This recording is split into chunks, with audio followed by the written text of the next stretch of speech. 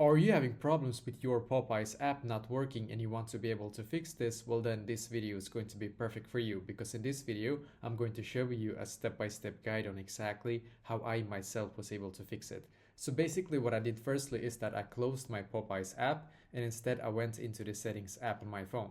And now my settings app, I just scrolled down in here and then I clicked on general. So I clicked on general, and as you can see, we should now be taken to this page right here, which is perfect. So on this page, I just scrolled down and I clicked on storage in here, as you can see. So I just clicked on storage and I just simply waited a little bit here for all the apps to load. Now I just scrolled up in here until I can see the search bar up top, as you can see. So just click on the search bar, search for Popeyes, and just click on the app in here.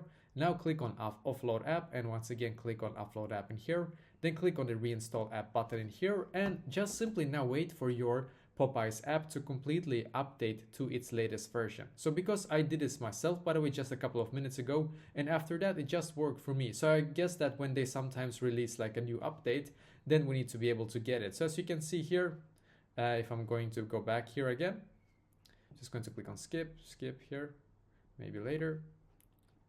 Let's see. Hopefully it's going to load here for me. I have quite slow connection today, unfortunately. Let's see if we can just try here once again. And yeah, as you can see, it seems to work now for me. So yeah, basically I did this and then I went back into the app and now it's working for me. So I hope that this will be able to fix it for you as well.